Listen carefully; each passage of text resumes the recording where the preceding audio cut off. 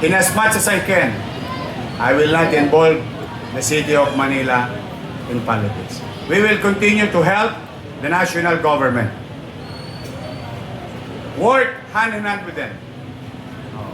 Yung bang magsalim pera kami.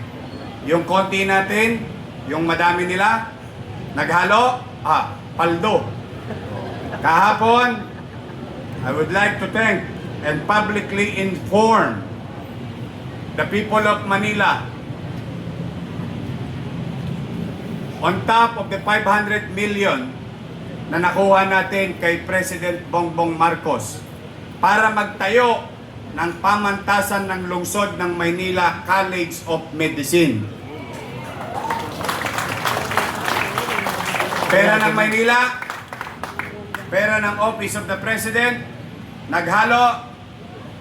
In 2 years' time, sabihin ninyo na sa mga anak nyo, anak, mag-doktor ka na, mag-nurse ka, mag-medtech ka.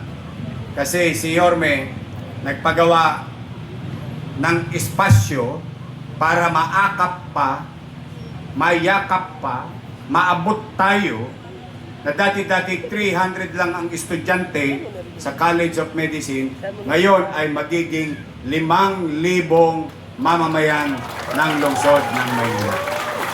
Program ng national government na ipinagkatiwala sa lokal na pamahalaan sa mga gobernador at mayor ni President Bongbong Marcos.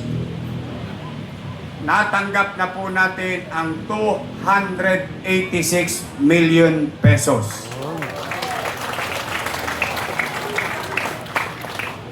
At ito ay ipambibili ng bigas. At ang bigas, hindi NFA.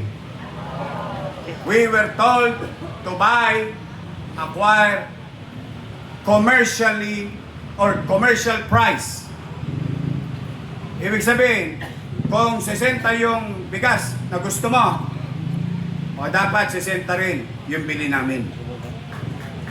Kaya, ang tawayanan yan, in a matter of few months, may implement na yan sa lungsod ng Maynila. And today,